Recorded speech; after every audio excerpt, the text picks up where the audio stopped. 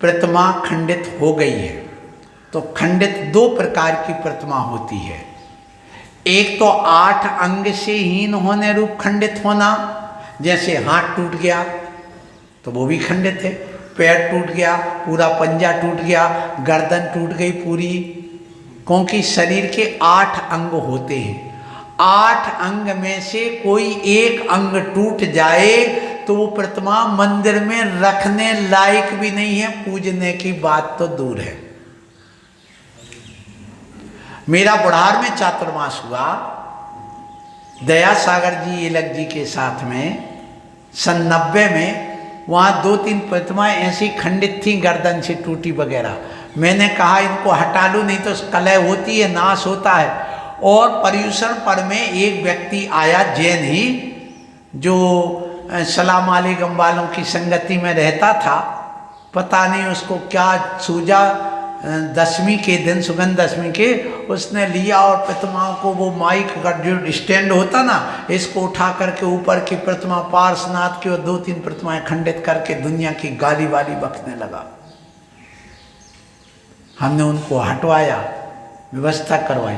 तो मतलब ये है कि अपने यहाँ मंदिरों में खंडित प्रतिमाएं, 8 अंग से खंडित प्रतिमा हो तो उसको नदी में डाल दो, या पुरातत्व विभाग में जो वो बनाए जाते हैं संग्रहालय, उनमें रखो। यदि अब ऐसी प्रतिमा, वो तो पूज्य नहीं, लेकिन उपांग यदि खंडित है तो वह मूल लायक बनाने लायक नहीं,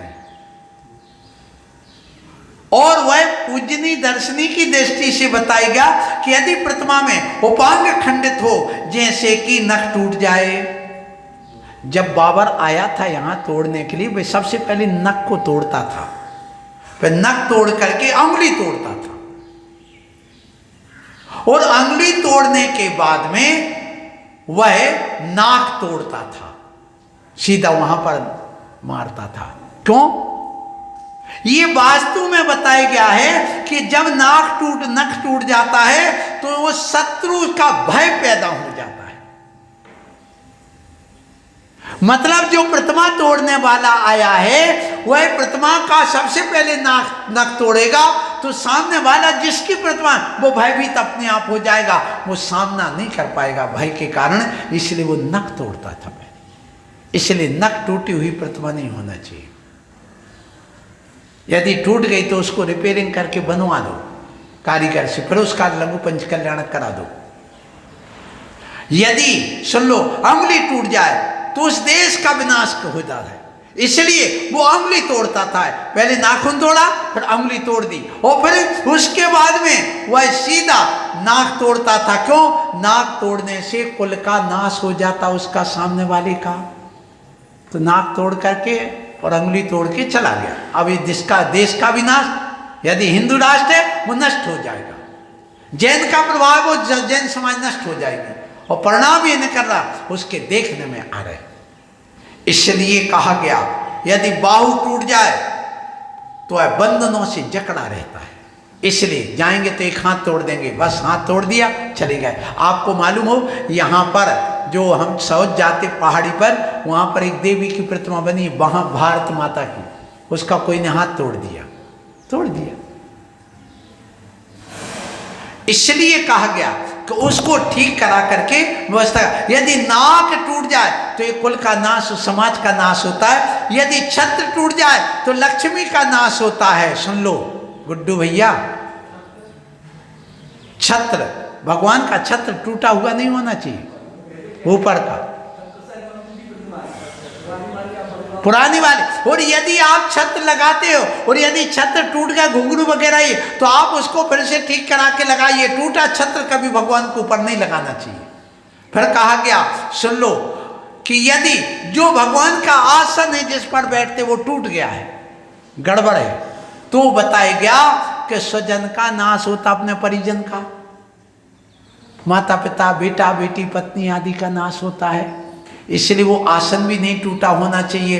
फिर बताया गया सुन लो कि जो चिन्ह बने रहते भगवान के, चिन्ह वगैरह टूट जाते हैं, नष्ट हो जाते हैं, फिर भी आप पूछते तो उसको आप ठीक कराइए। और नहीं करा सकते तो वो प्रतिमा को अलग करिए। और यदि आप फिर भी पूजते रहते हो तो आपके वाहनों का, सवारी का एक्सीडेंट ज़्यादा होगा, नाश होगा, वाहन का भी और उस आदमी का। फिर कहा गया वो परिकर जो होता है, पीछे भामंडल है, यक्षणी जो बने हैं वे टूट जाए परिकंडल, तो आपको सेवक नहीं मिलेंगे, कभी नौकर नहीं मिलेंगे, आप ही नौकरी बने, नौकरी करते रहेंगे, आप दूसरों के सेवक बनोगे, आपकी सेवा करने वाला तुम्हें कोई नहीं मिलेगा, ये भी ध्यान रखो। फिर कहा गया श्रीवत्स जो बीचों बीच रहता भगवान का, उसको पहला सुख निरोगी काया, दूसरा सुख घर में हो माया, तीजा सुख कुलवंती नारी, चौथा सुख हो आज्ञाकारी। ये चारों सुख का नाश होता है, क्योंकि वो चार पांखुड़ी वाला जो हृदय में श्रीवस्त होता है उसको नष्ट नहीं होना चाहिए, टूटना नहीं चाहिए। फिर कहा गया सुन लो कि यदि बताएगा कान खंडित हो जाए तो बताएगा वहां पर कि कर्ण और नाक खंडित होने पर उसके कान और नाक के रोगों का वृद्धि होती है, मुख खंडित होने पर भोगों का नाश होता है।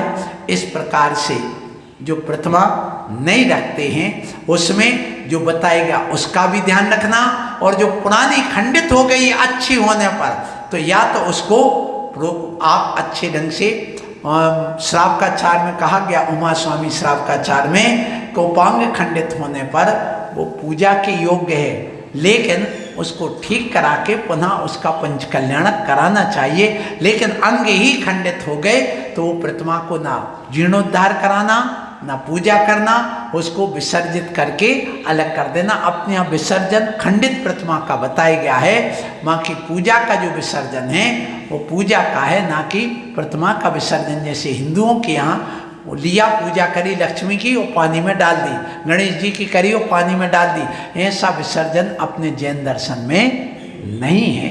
सो आप लोगों ने आज ये समझा, आप सबको आशीर्वाद। बोलो महावीर।